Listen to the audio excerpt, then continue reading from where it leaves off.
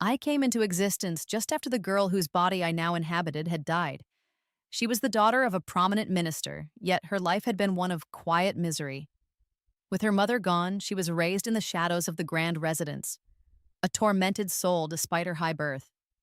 Her father was a man of cold ambition, and her stepmother was cruel in the way only a woman who felt threatened could be. The one person she had considered her only source of light, her childhood sweetheart, had callously orchestrated a trap, delivering her into the hands of bandits. It was a betrayal so absolute that it shattered her will to live, and in her final despair, she drove her own head against a stone wall, ending her life. She had been a fragile creature, utterly unable to fend for herself in a world of predators. She was a lamb offered up for slaughter. I, however, was different. I was a person who did not hesitate to eliminate a threat, who understood that ruthlessness was a necessary tool for survival. I would claim her vengeance for her. When my consciousness settled into this form, the body was already cold. She had struck the wall with such finality that a hole had been punctured in her skull, and blood was still seeping from the wound. The phantom pain of the impact was so intense, it nearly sent my own newfound awareness into oblivion. I looked down at myself and saw a canvas of bruises covering my naked skin. Then, my gaze lifted to the grimy, leering man who stood before me. It did not require access to her memories to understand the violation that had just occurred. The man's smile was grotesque, a vulgar display of triumph. "So, you high society ladies are really something else," he grunted, his voice thick. "Your skin is so soft and even your cries are delicate. Well, you belong to me now, it's not such a bad fate. You'll be my bandit queen." I simply stared at him, my expression one of detached confusion. Was he truly so unobservant? Did he not see the gaping, bloody wound on my head? Had he been conveniently looking away when she had taken her own life? As these thoughts passed through my mind, my eyes scanned the dim cave and landed on a sharp, jutting outcrop of rock. Understanding dawned. After he had finished with her, the original girl had been completely broken. While his attention was elsewhere, she had thrown herself headfirst onto that stone, dying without making a sound. A quiet sigh escaped my lips. "You poor thing," I thought. "You should have at least tried to fight for your life. Was it truly worth it to give up so completely? You could have taken a few of them down with you."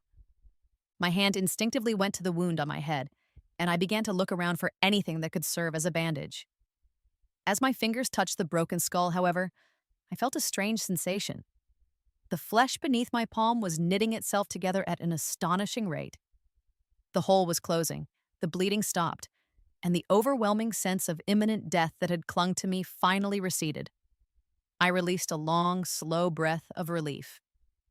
Then, as the bandit chieftain stared in utter astonishment at my seemingly miraculous recovery, I began my performance. I adopted a seductive posture, moving toward him and wrapping my arms around his neck. "My husband," I murmured, "you have had your way with me. From this moment on, I am yours." His hands found my waist, his rough fingers stroking greedily over my skin. "Good. It's good you know your place," he said, his voice a low growl of satisfaction. "A lady like you certainly knows how to please a man." I kept a captivating smile on my face, my finger tracing slow circles on his chest. "My husband, are you hungry? Allow me to prepare something for you to eat. Once you have regained your strength, we can continue." His expression shifted through a mixture of confusion, surprise, and a hint of suspicion. You're truly all right with this?" "Oh, stop," I said, feigning a bashful turn of my head. "You were so powerful, my husband. I was quite pleased." The man was shocked, but his ego quickly overrode his caution. He let out a booming laugh and threw his coarse coat over my shoulders. "All right, then, go and cook. Let me see what skills a high society lady possesses." On my way to the makeshift kitchen area, I began to sift through the fragmented memories of the girl whose life I had inherited. Her name had been Arya, the same as my own. She was the legitimate daughter of the Prime Minister, a true lady of the capital. This place was a bandit hideout. She had been abducted while on a pilgrimage to a temple, a journey that now seemed highly suspicious. The bandits had appeared as if they knew her exact route, waiting for her to walk into their grasp. It was clear someone else was orchestrating events from the shadows. The trauma of her death had fractured her memories, and I could glean little else, but what I had was sufficient. I ignored the speculative, leering stares from the other men scattered around the hideout and walked with a calm, composed stride into the kitchen. The bandits all knew their leader had already taken me. Seeing my disheveled state, they assumed he had thoroughly possessed me, and therefore I could not possibly pose a threat. They felt it was safe to let me prepare food for them, even telling me to make enough for everyone. "If we can't have a taste of the Prime Minister's daughter, we might as well taste her cooking," one of them jeered, followed by a chorus of rough laughter. I adopted a timid posture and meekly agreed to their demands. Once inside the kitchen, I began my work. Soon, smoke was rising from the chimney, and the aroma of a hearty stew began to fill the hideout. I was making them a large pot of spicy chicken. This world seemed to have a mix of historical periods. The clothing was unfamiliar, but common ingredients and spices were plentiful. Even in this crude bandit camp, I could find what I needed to make a decent meal. What was important was that I made the stew. I also noticed a strange discrepancy. For a world with such a variety of spices, the general level of culinary skill seemed remarkably low. Judging by the bandits' astonished expressions when they saw the finished dish and the way they devoured it with animalistic hunger, they were not accustomed to eating well. It was a curious detail, but one I filed away for later. After they had eaten their fill, I brought out a large jug of wine from the kitchen stores, poured a full bowl, and walked over to the chieftain, settling myself gracefully into his lap. "My husband, a toast to you." The chieftain, his face still greasy from the meal, snatched the bowl from my hand and drank it down in one long gulp. Then he slung me over his shoulder and began walking toward his private quarters. Previously, he had violated me in the filth of the cave, a deliberate act of degradation. Now that I was seemingly submissive, he was taking me to his own, cleaner room. In his mind, this was a reward. I tugged at his collar and purred into his ear, "Hurry, my husband. I can hardly wait." He slapped my rear end hard and quickened his pace. The men in the main hall heard my eager cries and erupted in another round of boisterous, mocking laughter. "Look at the Prime Minister's daughter. Just one tumble and she's wilder than a girl from a brothel." He carried me to his room and tossed me onto the bed before he started frantically tearing at his own clothes. I simply watched him with a small, knowing smile on my face. The next second, he clutched his stomach and vomited violently all over the floor. A wave of intense dizziness caused him to lose his balance, and he collapsed into the mess he had just made. I sat on the bed, calmly observing and waiting. The man on the floor struggled, moaning weakly, his hand trying to reach for me, but he was too far. Soon, the movement beside the bed ceased. The chieftain was in a state of shock. I swung my legs off the bed, bent down, and pulled a dagger from the belt at his waist. It was more of a short sword, crudely made, but as long as my forearm, it was a deadly weapon. I tested the edge with my fingertip. It was sharp enough. I raised it high and plunged it directly into the bandit chieftain's chest. In his weakened state, he didn't even manage a whimper before he died. I pulled the dagger out, and his blood splattered across my face and sprayed onto the wall behind him, creating a grotesque but strangely beautiful crimson mural. The roles of hunter and prey could shift in an instant. I flicked the blood from the blade, wiped my face, and pushed open the door. Outside, men were lying scattered all over the floor. Seeing me, a blood-soaked figure holding a knife, some of them groaned in pain and tried to crawl away. Others could only curse me weakly. I was unmoved. One by one, I systematically reaped their lives. Most were already unconscious. Only a few were lucid enough to make a sound. The stench of vomit and excrement filled the air. The killing was methodical and easy. I walked back into the main hall and glanced at the table. The stew was nearly gone, with only a few potatoes left in the bottom of the pot. They must have been too full to finish everything. I picked up a cold piece of potato and examined it. Solanine, a toxin that concentrates in potatoes that have begun to sprout. It is highly poisonous. A dose of just 0.2 to 0.4 grams can be fatal. This familiar data flowed through my mind as I casually tossed the potato aside. These men had an entire sack of sprouted potatoes piled in their warm, damp kitchen. Killing them had been entirely too simple. The amount of toxin in the sprouts might not have been enough to be lethal to all of them outright, but it was more than enough to induce severe nausea, dizziness, and vomiting until they went into shock, rendering them completely helpless. The potatoes had done the difficult work. I had merely cleaned up afterward. It was a perfect plan. I did a final sweep of the hideout to ensure no one was left alive. Then I went to the woodshed, gathered some firewood, and heated water. It took some time, but I managed a hot bath, washing away all the filth and changing into a set of clean clothes I found among the bandits' plunder. Taking a bath alone in this silent, corpse-strewn hideout was a novel experience, and I found it strangely peaceful. Once I was clean and dressed, I stepped over the bodies and began a systematic search, room by room, until I found what had to be the chieftain's study. I pulled open drawers, removing all the letters and documents, and went through them one by one. I discovered something very interesting. There were numerous letters exchanged between the bandits and a man named Leo. It seemed this Leo was the true master of the hideout. All the bandits' actions were carried out under his command, Leo. According to the fragments of Arya's memories, that was the name of her childhood sweetheart. The boy she had grown up with, who had promised to marry her, was secretly running a band of criminals. He had even arranged for them to abduct and assault her. What a fascinating young man. Poor Arya must have had the worst luck imaginable to have a childhood friend like him. But something didn't feel right.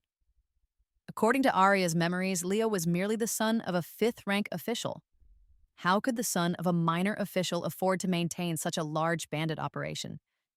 There had to be someone else providing support from behind the scenes. For now, I didn't know who. I searched the entire study, tapping the walls for hidden compartments. Once I was sure I hadn't missed anything, I gathered all the evidence of Leo's collusion with the bandits and took it with me. If used correctly, this evidence could ruin his reputation and send him to his grave. I walked slowly out of the hideout. In the bright moonlight, I took one last look at the dark, looming den of thieves. Then I turned away, a small smile on my face, leaving all that filth and grime behind me. It was time for revenge. The Prime Minister's residence was in a state of controlled chaos. The news that the minister's eldest daughter had been abducted by bandits on her way to a temple had spread through the capital like a wildfire. The person behind the scheme clearly wanted everyone to know as quickly as possible. They could never have imagined, however, that I would escape the bandit hideout so soon. So, when I, flanked by a retinue of maids and servants, appeared in the main hall, everyone froze. "Arya, what are you doing here?" My stepmother's eyes went wide, and the handkerchief she had been using to dab at her feigned tears dropped to the floor. My father and my half-siblings were also staring at me, their faces masks of dumbfounded shock. I put on a perfectly bewildered expression. What is everyone doing here? Why did I just hear someone say I was abducted by bandits? Everyone exchanged glances, their eyes finally settling on my stepmother, Lady Beatrice. She had been the one to bring the news to the household. She flinched, then let out a loud theatrical wail and rushed toward me. "Arya, my dear child, how did you escape? Didn't those bandits say they were going to make you their queen? They were tearing at your clothes. You... She looked me up and down, but finding no trace of violation on my person, her words trailed off. I took her by the wrist and gently pushed her away, preventing her from blocking my path. "Mother, what are you talking about? Are you unwell?" I went to the temple, had a meal, and came back. How could you spread such a terrible rumor that I was defiled by bandits? Lady Beatrice stared at me, her mind blank, but she still tried to force the narrative of my shame. "Arya, what are you saying? I saw you with my own eyes being taken by those men." "Watch your words, mother," I suddenly shouted, glaring at her with righteous fury. "I left this house perfectly safe and have returned perfectly safe. Nothing happened. Why must you insist on humiliating me in this way? Even if you have been possessed by some madness, you should not speak such wild words and tarnish the family's name." At this point, everyone in the hall understood what was happening. My stepmother's desperate attempt to destroy my reputation had completely exposed her own malicious heart. My father shot her a look of pure venom. "Someone, take her away. Make her kneel in the ancestral hall for 2 days until she learns what she can and cannot say. If the lady of this house does not know how to protect this family's reputation, then she does not deserve her position." His words were incredibly harsh. As Lady Beatrice was so frightened, she swallowed all the accusations she had been about to spew. She knew my father's temper. At this point, she had no proof I had been assaulted, and since I had returned so quickly and unharmed, she couldn't make the accusation stick. Without evidence, if she kept insisting I had lost my virtue, my father would be the first to silence her. So, she could only allow the servants to lead her away, resentfully, to kneel in the ancestral hall. After she was gone, the hall fell silent. The entire bizarre drama had started and ended just as strangely, and many people were still trying to process what had just occurred. I curtsied to my father, my face etched with worry. "Father, on my way back, I heard rumors spreading outside that I had been taken by bandits. How could such a baseless rumor spread so quickly? It was all over town before anyone in our own household even knew. Who could be behind this, trying to stain your good name? Father, you must investigate this thoroughly." My father's expression was grim. He studied me for a long moment, then said, "You, come with me." With that, he turned and walked toward his study. I offered a small, reassuring smile to my siblings in the hall and then followed him, my posture poised and dignified. The first round of my return was a success. In the study, my father sat behind his desk, his gaze icy as he watched me. I met his stare without flinching. I knew that my little performance might have fooled the others, but it would not deceive this old political fox. He knew Lady Beatrice had likely orchestrated the entire affair, but somehow I had escaped the bandit's clutches and turned the tables on her. He needed to know what had really happened. "You truly did not lose your honor?" my father asked in a low voice. I shook my head. "No." "Then how did you escape?" "Father, surely you don't believe my maternal grandfather's family has had no contact with me all these years since my mother's death?" I offered a slight smile.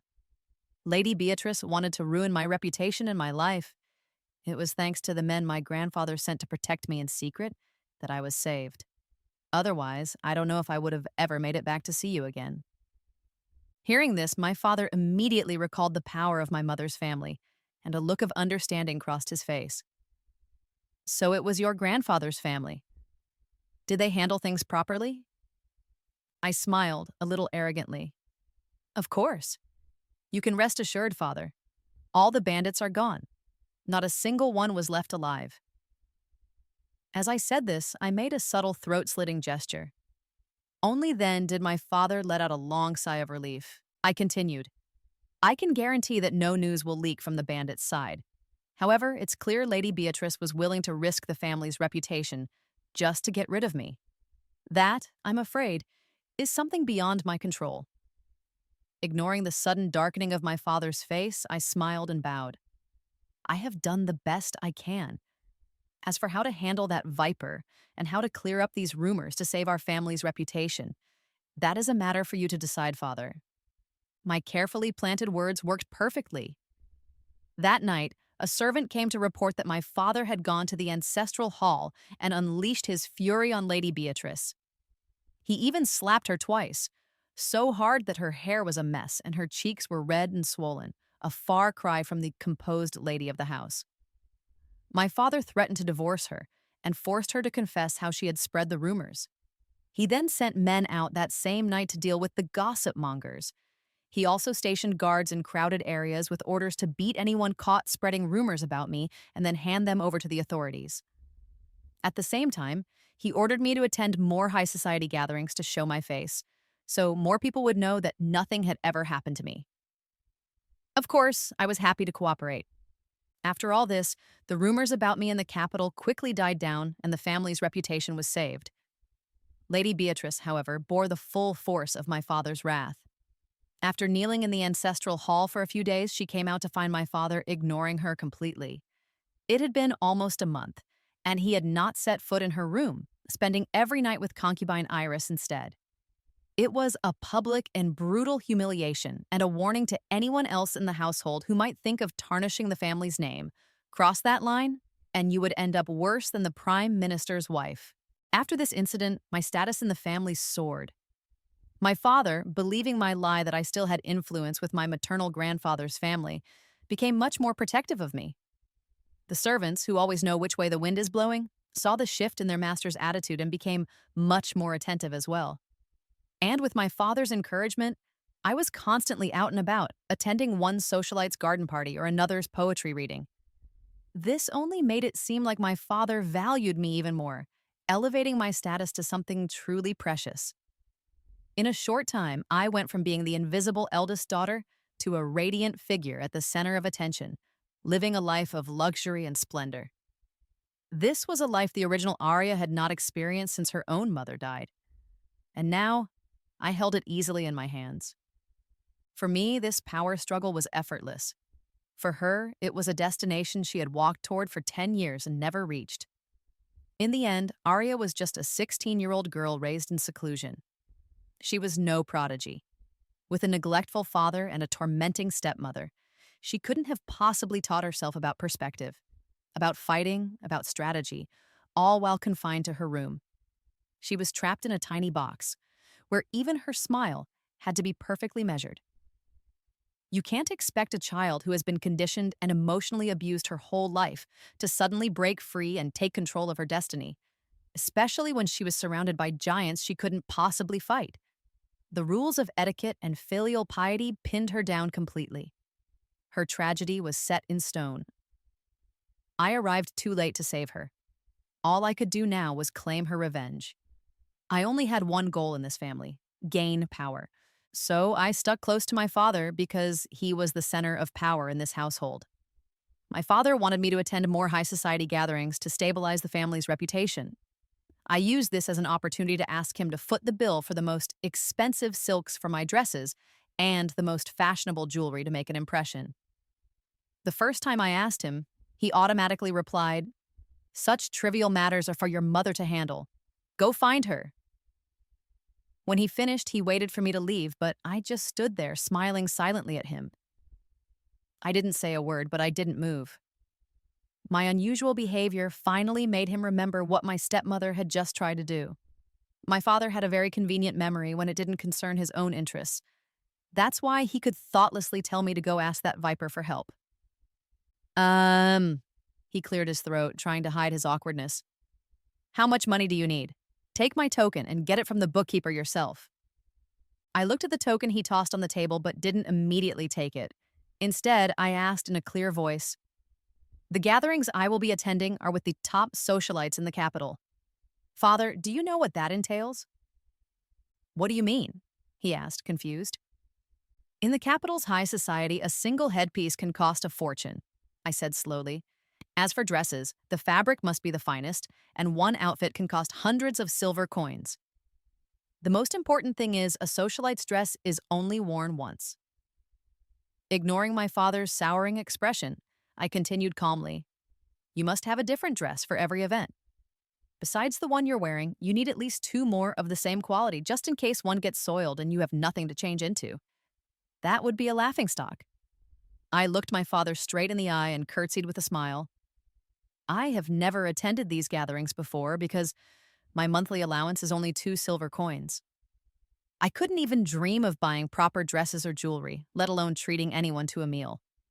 And Lady Beatrice never provided me with any high-end clothes or accessories, so you were never aware of these trivialities.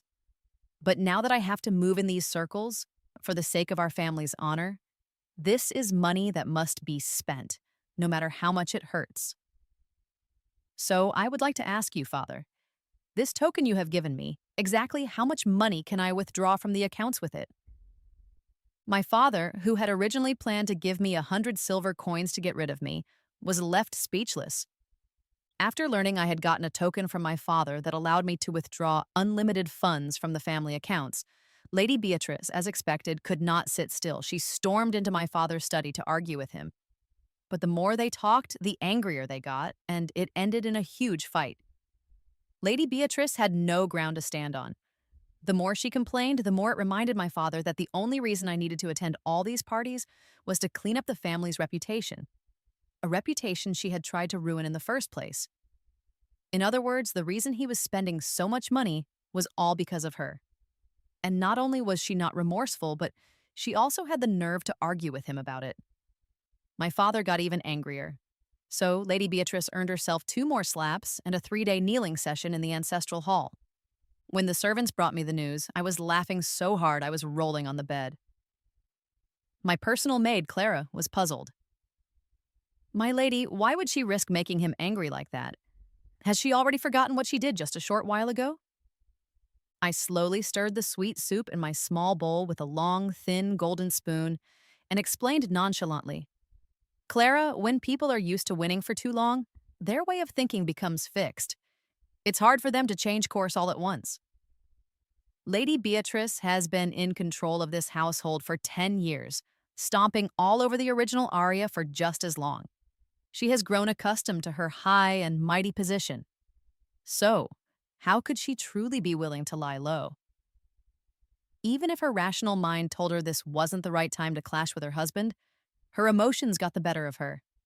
She would rather fight with him than see me succeed in living the life of a proper socialite. Humans are always driven by emotion. No matter how rational someone claims to be, at their core, emotions are in the driver's seat. For an arrogant person, there is nothing more unbearable than seeing an ant they once crushed suddenly become someone they have to treat with respect. Just the thought of me being on her level was enough to make her skin crawl. So, of course, she was going to go complain to my father. I sighed softly and finished the last sip of my sweet soup. The art of manipulation is just about understanding interests and human nature, that's all. After Lady Beatrice failed repeatedly in her attempts to frame me, her standing in the family began to decline. Of course, this decline was only relative. She was still the mistress of the house, the one whose word was law in the domestic sphere. She just couldn't control me anymore because I had used the bandit incident to break free from her grasp. My allowance, my clothes, my entire life was reported directly to my father and managed by me. I had become a master with a voice of my own. So, as I rose, she felt her own status fall. As expected, after a series of major setbacks, Lady Beatrice got desperate. And that's when Leo appeared, as if on cue. When that handsome, elegant young man with the clear, bright eyes stood before me, a wave of profound sadness washed over me. I clutched my heart and silently told myself not to be sad, that he was not worth it. But the feeling did not subside. It only grew stronger. I knew it was her, the original Arya. She couldn't let him go. I knew they had shared innocent childhood memories. For her, Leo was different. He had been a ray of light in her dark life, a symbol of a beautiful future and hope. To know now that those memories were fake, that the boy she cherished was rotten to the core, how could she not be heartbroken? I understood her, but this was not the time to be sad. Facing Leo, I had to be on high alert. I forced down the emotions bubbling up from Arya's residual consciousness and looked up to meet his affectionate gaze. I was unmoved. I already knew from her memories what this man was capable of. "Arya, does your heart hurt?" he asked with concern, noticing my hand on my chest. I didn't answer his question. Instead, I stared at him, my eyes gradually filling with sorrow. "Leo, do you have any idea what I've been through these past few days?" My question caught him off guard. He instinctively replied, "What has happened to you recently?" He didn't think I would be suffering at home. On the contrary, the news he had received was that I was thriving, so he was genuinely confused. My gaze was mournful as I gently pushed him away. "You don't care about me at all. It's been so long, and not a single word from you. I could be tormented to death by that Lady Beatrice, and you wouldn't even know." Leo didn't understand, but he knew he should play along. "Arya, please tell me what happened." I dredged up sad memories from the past and started crying, my voice full of sorrow. "I'm ruined. I can't get married anymore. My honor is gone. It's all Lady Beatrice's fault. She did this to me. She deserves to die." Leo was stunned. He grabbed my hand, his voice urgent.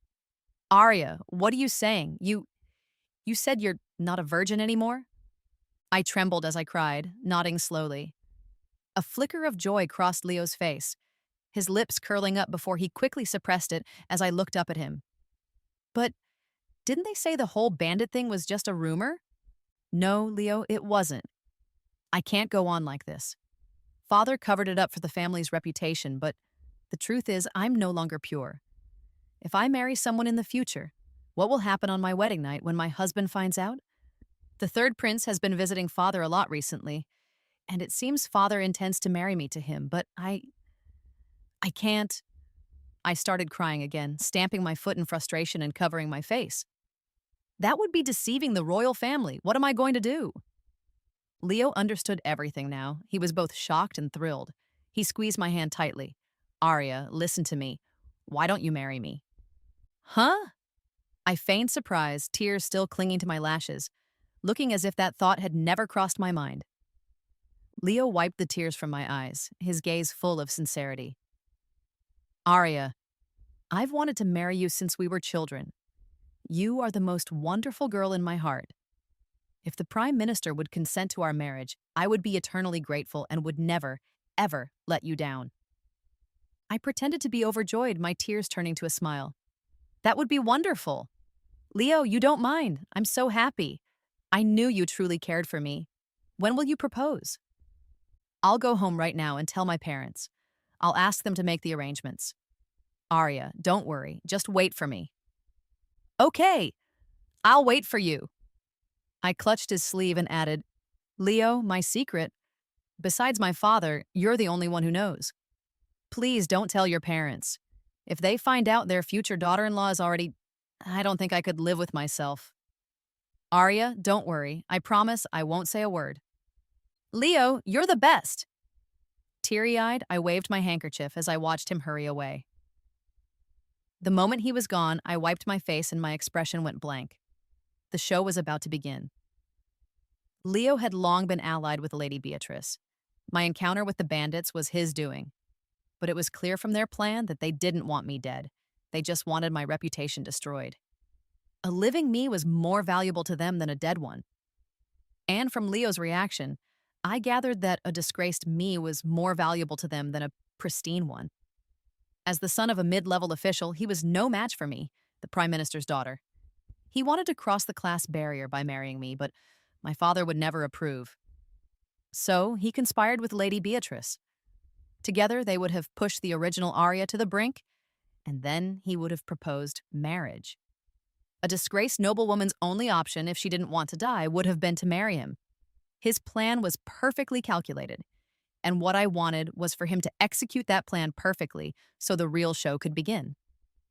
Sure enough, a few days later, Leo's father, the official Mr. Falkner, came to our house to formally propose marriage. It wasn't Lady Beatrice who received him, but my father. After a month of massive spending on my dresses, jewelry, and parties, my father had invested too much in me to back out now. He had to personally vet every potential suitor to ensure he could sell me at the highest price. So when Mr. Falkner showed up, my father's face immediately soured. The son of a mere fifth-rank official was far too low. But as a seasoned politician, he still received Mr. Falkner politely. After listening to his speech, my father gave the standard polite refusal about not wanting to part with his beloved daughter. The meeting should have ended there. But after my father politely declined, Mr. Falkner's expression changed completely, and he shamelessly tried to persuade my father again. My father still politely refused. Mr. Falkner continued to push. My father refused a third time, waving his hand to signal the topic was closed. Finally, Mr. Falkner looked around, saw no one was near, and leaned in close to my father, whispering something. The servant spying on the meeting didn't hear what he said, but everyone knew what happened next. My father erupted in fury, throwing his hot tea directly in Mr. Falkner's face. You insolent fool! How dare you speak such nonsense? You dare to insult my family's honor. You deserve to die! Mr. Falkner yelped in pain, shouting something about, only we know about this. If you agree, no one else will ever find out. Before my father had him gagged, beaten, and thrown out of the house. After kicking him out, my father angrily stormed back to his study to write a formal complaint, preparing to denounce Mr. Falkner in court the next morning. Listening to the servant's report, I smiled, my jade pestle steadily grinding bright red flower petals in a mortar.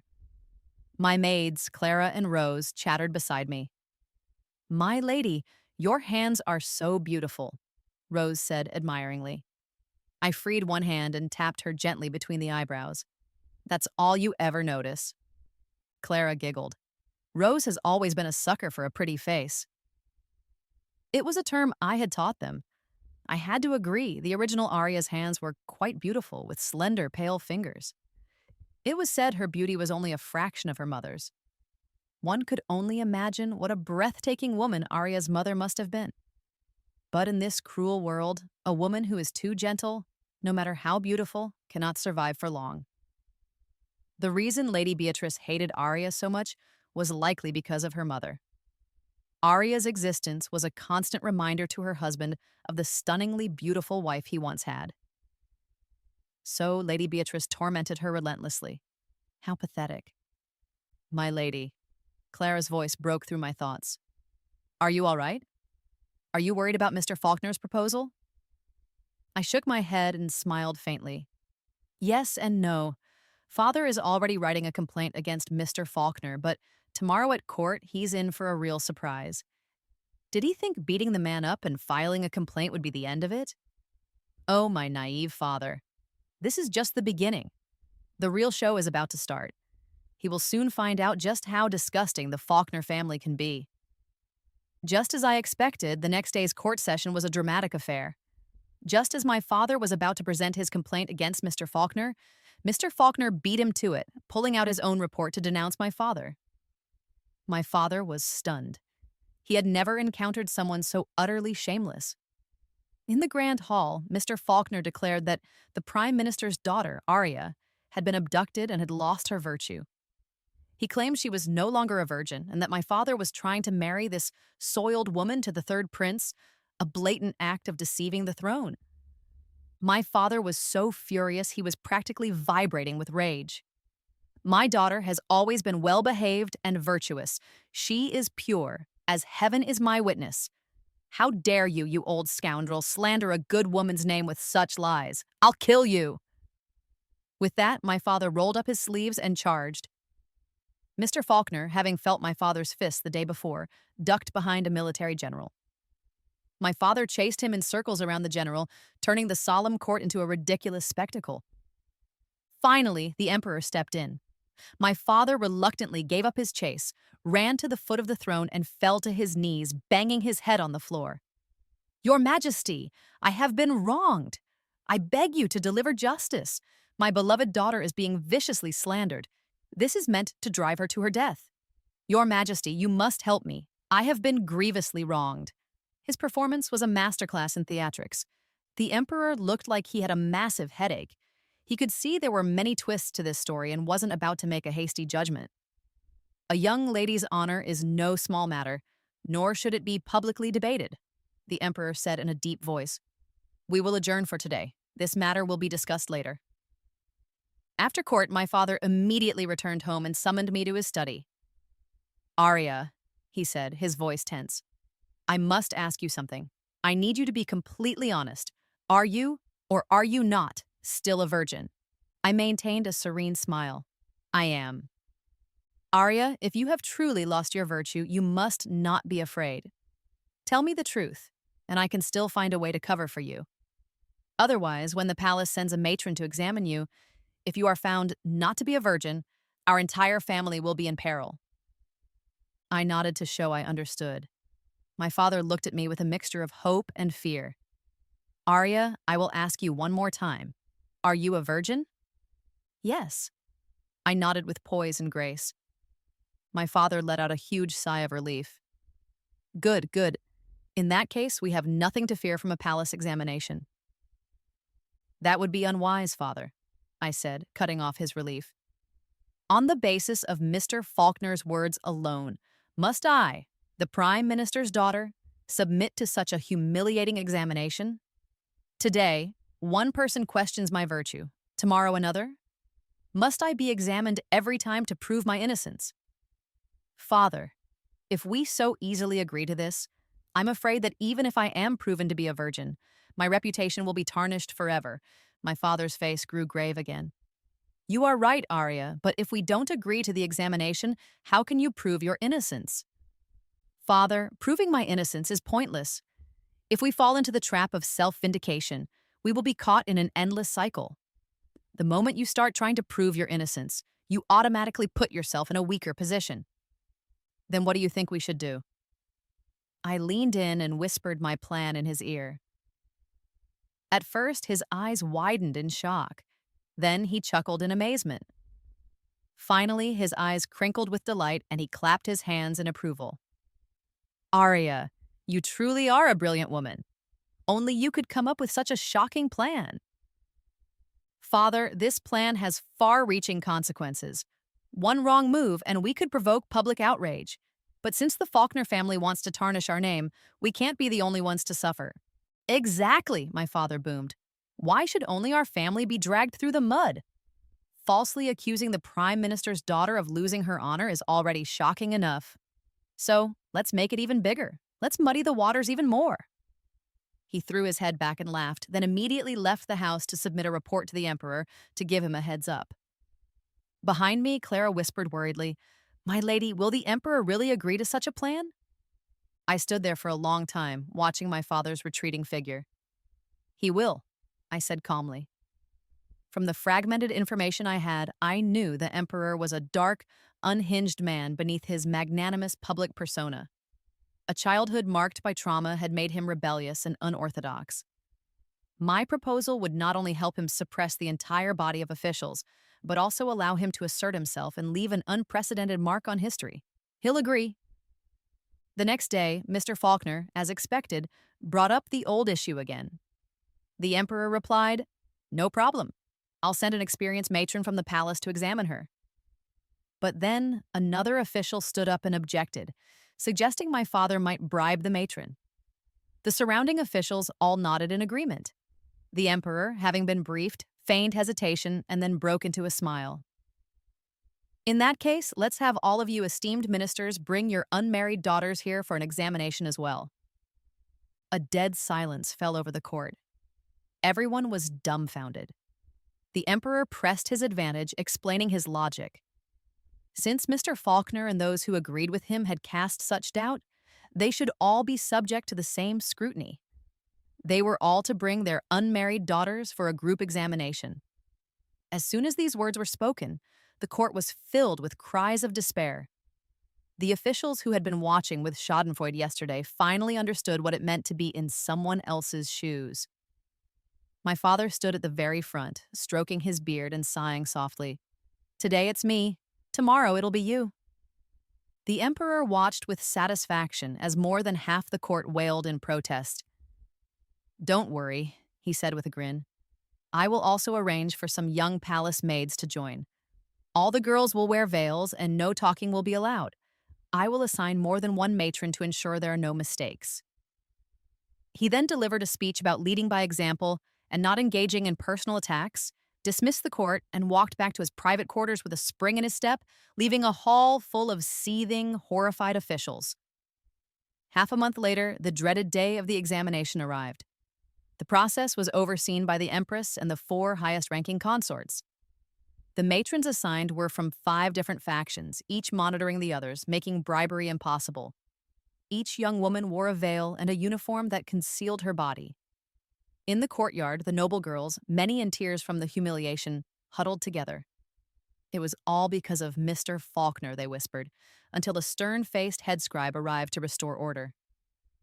Inside the main hall, a dozen matrons stood in a row, their hearts pounding.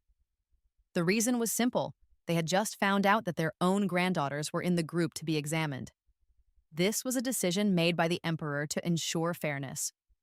I had insisted on this point to my father. Although he didn't understand why, he had trusted my strategic thinking. Only I knew why this was so crucial. Virginity is something you can't actually test for. The hymen comes in all shapes and sizes, is naturally elastic, and can even heal itself.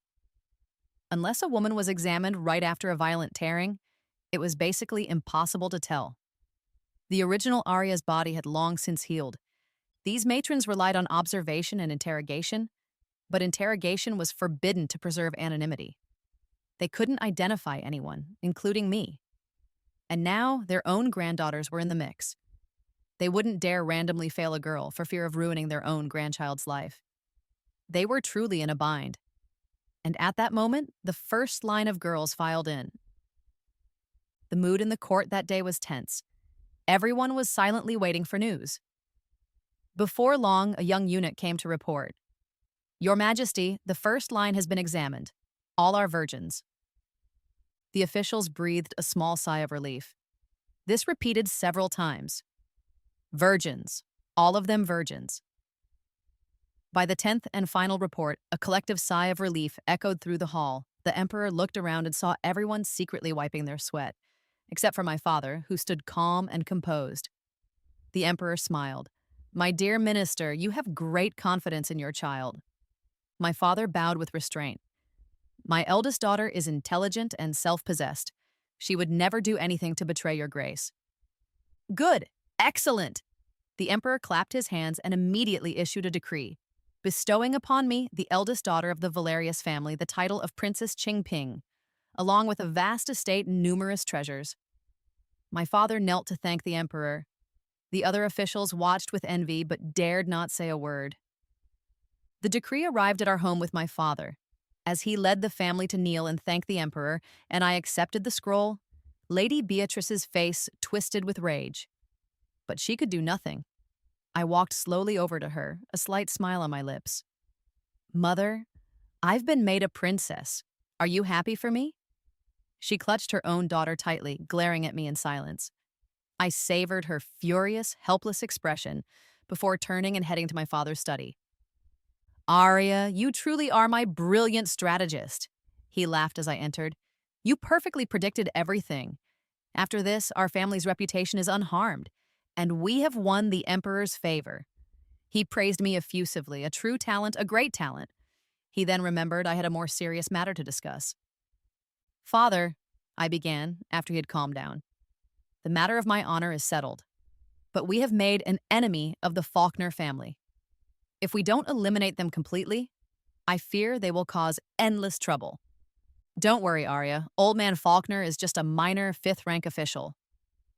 "Father, I'm afraid the Falkner family is more than just that." I took out the letters I had found in the bandit hideout. When my grandfather's men saved me, they searched the hideout and found these. My father read through the letters, his frown deepening. "This is not right. How could the Falkner family possibly—" "Exactly," I said. "Their salary is barely enough to support their own family, let alone so many bandits. The Falkner family has a backer." My father's eyes grew colder. "And this person's power in the court is definitely not low," I added, my gaze meaningful. "You need to plan ahead." My father thought for 3 days, then summoned me again. "Arya, there are no clear signs of a succession struggle yet. It would be too reckless for us to choose a side now. I think we should wait." He was playing the part of a loyal, neutral minister, but I knew better. I didn't argue, I just led him to my courtyard where I had placed a pot with 2 saplings. "Father, look. This pot can only support 1 sapling. The other will inevitably be removed. Right now, I'm just waiting for one to emerge victorious." The struggle began the moment I planted the 2nd sapling. People are always eager to add to a brocade, but few are willing to offer charcoal in a snowstorm. With that, I bowed and left him standing before the flower pot, silent for a long time. Another 3 days later, my father summoned me again. "You were right, Arya. The struggle has already begun. But the situation is very unclear. Where should we even begin?" He was still putting on an act, unaware that I had already seen through his gambler's nature. He had secretly been meeting with the 3rd prince, planning a marriage alliance. To get him to open up, I had to persuade him for a full 6 days. He was a gambler at his core, having bet his entire future on marrying Lady Beatrice and her family's wealth. He had won, and he believed it was his own skill. Now he wanted to gamble on the entire kingdom, on the throne itself, and I was to be his most important piece. "Arya, what do you think? Where should we start to be safe?" he asked again. I looked up at him and smiled brightly. "Father, marry me to the Falkner family." He stared at me, his expression unreadable, but I knew he thought I was insane. I didn't immediately explain. I first poured him a cup of tea and stood behind him, gently massaging his shoulders. Father, didn't Mr. Faulkner say in court that you were close to the third prince? The emperor is delaying naming a crown prince. If you were to marry me to the third prince at this critical juncture, you would be openly defying him. We need to take a side, but we can't do it openly. We need a more subtle way. Go on, he finally said. Father, do you know who is behind the Faulkner family? I asked. He was silent. I gave him the answer. It's the Duke of Ethel, the third prince's maternal uncle. The proof is already in your hands. The letters between Leo and the bandits are written on white decree paper, an imperial tribute supplied only to the palace. I explained that the emperor had gifted a special, improved version containing gold leaf and ambergris to the third prince. I took a scrap of paper from one letter and held it over a candle flame. A delicate, elegant fragrance filled the room. This distinctive scent completely convinced him. It really is ambergris, so the Faulkner family has been in league with the third prince all along. His face was calm, but I knew he was seething inside. He had long wanted to destroy the Faulkners, only to find they were allied with the very prince he had been eyeing. So, the person who arranged for the bandits to abduct you was actually the third prince. His finger tapped rhythmically on the pile of letters. I sat quietly beside him, saying nothing more. I was sure he had made his decision. Not long after the virginity test scandal died down, another wave of turmoil swept through the capital. The Prime Minister's eldest daughter, the newly crowned Princess Qingping, was insisting on marrying into the Faulkner family. Such a love-struck move was unheard of. Instantly, everyone was gossiping. The tea houses were filled with discussion. The back-and-forth drama went on for over half a month. The Prime Minister beat Mr. Faulkner. The princess knelt and begged. Leo and his family came to propose and were chased away with a broom. It was a spectacular show. Finally, the Prime Minister announced that he couldn't win against his beloved daughter and had reluctantly agreed. Everyone learned that the Prime Minister was a doting father, and everyone learned just how much I, the princess, meant to him. I successfully married Leo. On our wedding night, he did not come to the bridal chamber. The servant said he was still drinking with guests. I was not surprised. He knew I wasn't a virgin and was disgusted by it. He had no real feelings for me. His courtship was all for personal gain. Now that he had me, he didn't want to pretend anymore. I pulled up the covers and went to sleep. The next day, when a hungover Leo pushed open my door, I was already relaxing, reading a book. Arya, why aren't you dressed? We need to go pay our respects to my parents. I smiled faintly. Don't worry, husband. I've already met with my father-in-law and mother-in-law. I even received the household management token from her. Everything is taken care of. I dangled the token in front of him. Your mother was very pleased with me and eagerly gave me this. How could I possibly refuse? I was just about to summon the servants for a meeting. Just then, Clara stepped forward. Your Highness, the bookkeeper, the head housekeeper, and the managers of the family's shops are all waiting in the courtyard. I nodded and walked toward the door, pausing as I passed Leo. You have always been a man of refined tastes, husband. You shouldn't worry about such mundane matters. With me here, you can rest assured. Leo was left speechless. Managing the Faulkner household was a simple task. I immediately began preparations for a grand pufferfish banquet. Eating pufferfish was the latest trend in the capital. Though dangerous, its exquisite flavor was irresistible. I spared no expense, hiring 5 master chefs, all to ensure the banquet would be a grand success. My mother-in-law, Lady Marian Faulkner, was overjoyed at my extravagance and immediately handed over complete control, bragging to everyone about her successful son who had married a princess. On the night of the banquet, the Faulkner residence was brightly lit and bustling with guests. I sat at the main table, smiling at everyone. A stream of colorful, fragrant dishes flowed from the kitchen. The 5 master chefs performed a live demonstration of preparing the pufferfish. Before serving each table, a chef would eat a piece from that table's dish to prove it was safe. The main table was served first, and the chef did the same. My mother-in-law started to rise, clearly wanting to stop the servant from eating such a delicacy, but Clara loudly explained the procedure, and she sat back down blushing. Once all the dishes were served, I was the first to pick up a piece of pufferfish. Truly a delicacy from heaven, I praised. Seeing that I was fine, the Faulkner family members eagerly began to eat. I had 2 pieces and then put down my chopsticks. My mother-in-law noticed the special cherry wine I was drinking and insisted on having some. I sighed and poured her a glass. After a short while, I pretended to be angry at her manipulation, picked at a few other dishes, and then said I wasn't feeling well and needed some fresh air. Lady Marian smirked, happy to have me out of her sight. I hadn't been in the courtyard for long when a servant came running, shouting, "Something's wrong. People are dead." I rushed back to the front hall. A crowd had gathered, staring at the main table. All the Faulkner family members who had been sitting there were now on the floor, foaming at the mouth. Lady Marian's death was gruesome, her fingers clawing at her husband's clothes. Mr. Faulkner was covered in food from the overturned table. Leo was young and still breathing, but barely. Surprisingly, only the Faulkners were poisoned. The guests and chefs were all fine. "Someone, get a doctor!" I screamed, horrified. The doctors arrived but were helpless. They could only watch as the patients took their last breaths. I fainted dramatically into Rose's arms. The authorities arrived and began their investigation. I was revived in the courtyard in front of all the remaining guests. "How could this happen?" I sobbed. "I ate the puffer fish too. Why?" The chief inspector began to question me. "Did you eat the puffer fish as well?" "Yes," I nodded weakly. I had to be the first to eat. "Why was there a dish of fermented corn soup on the main table, but not on any of the others?" he asked. Oh, that was something my mother-in-law insisted on adding. I didn't think it went well with the banquet, so I only had it served at the main table to satisfy her. "And which dish didn't you eat?" he pressed, after Clara mentioned I hadn't eaten everything. "That fermented corn soup," Clara said with disdain. "A coarse food for commoners." How could Her Highness eat such a thing? Her Highness was against it, but she couldn't refuse when her mother-in-law insisted. The inspector ordered the soup to be tested. It was not poisoned with arsenic, but the doctors determined it had spoiled. The corn used to make it was moldy. The head cook, matron, was brought in.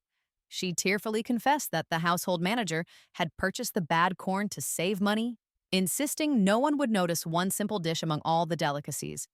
Listening to her cries, I let myself faint completely. The rest had nothing to do with me. Bongkrecic acid, a toxin with an extremely high mortality rate, often found in spoiled fermented corn products. Killing is so easy. My mission in the Faulkner family was complete. Less than a month after marrying in, my husband's entire family was dead. I was innocent and blameless, though I was inevitably labeled a black widow. At the memorial hall, I wailed over Leo's coffin. "Husband, we never even consummated our marriage. How could you leave me like this?" Suddenly, a smug female voice came from above. "So, even a princess can't keep a man's heart." It was a pregnant woman who claimed to be Leo's mistress, there to claim her inheritance. She revealed a shocking secret. Leo had become impotent before our marriage, and she produced a medical record as proof. Seeing this, I muttered, "So that's why," and fainted again. My father, hearing the news, stormed into the Faulkner residence and forcefully brought me home. "This was a fraudulent marriage," he declared. "I will request a royal decree of divorce."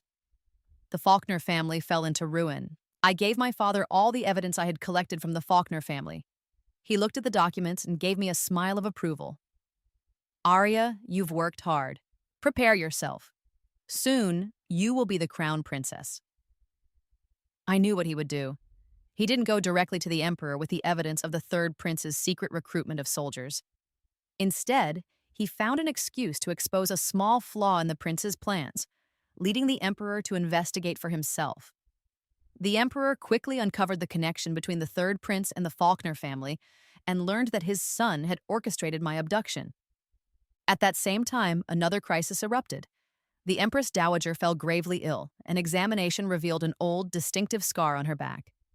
The emperor froze as if struck by lightning, remembering a fleeting image from his childhood. The woman who had murdered his mother had the exact same scar. She had simply changed her face, become the gentle woman who raised him, and then used him to become the Empress Dowager. He ordered the doctors to wake her at any cost. No one knows what they talked about that night, but when the emperor left her chambers, the empress dowager was dead, strangled. He executed all her servants. My father, knowing all of this, told the third prince that I was now divorced and at home, my reputation ruined. The prince, unaware that the emperor was watching him, went to the emperor the next day and asked for his blessing to marry me. The emperor, remembering his son's vile plan to ruin my reputation, so similar to the methods of his mother's murderer, and already numb with pain, made his choice.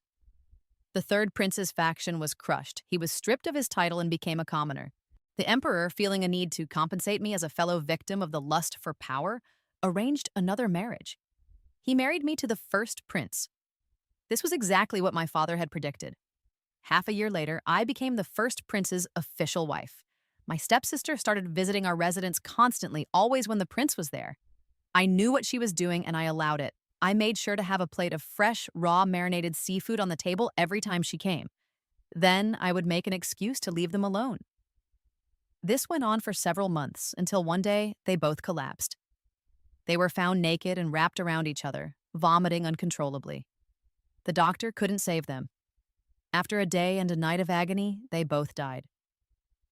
The bacteria and parasites found in raw seafood were a death sentence in this era. The investigation revealed that it wasn't poison. They had simply had sex first for several hours and then eaten the seafood that had been sitting out on the table, which had spoiled. I played the part of a foolish, submissive wife to perfection, and the emperor was convinced of my innocence. The emperor had me stay in the palace to recuperate under the care of consort Ilara.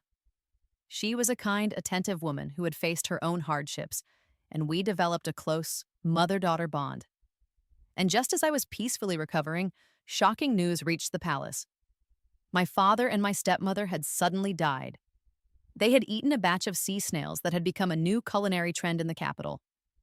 Unfortunately, the batch had been contaminated with poisonous Nassarius snails, which look almost identical to the edible kind. All they could say was that the prime minister and his wife were just too unlucky. A single tear slid down my cheek as consort Ilara told me the news. The light in my eyes faded. I had occasionally mentioned the delicious sea snails in my letters to my father. Then, I had one of Clara's relatives, a fisherman, secretly mix a few Nassarius snails into the batch purchased by the residents. It was that simple. My hands were clean. With that, my revenge for the original Arya was complete. Everyone who had ever hurt her was gone. With the reputation of being a jinx, I knew I couldn't stay in the palace. I requested to leave, saying I wished to spend the rest of my life in a convent, chanting sutras for my deceased family. The emperor, relieved, granted my request. Consort Ilara, not wanting to part with me, asked to go with me. On our way to the temple, I faked a carriage accident. We made it look like our carriage had fallen off a cliff, leaving no bodies behind.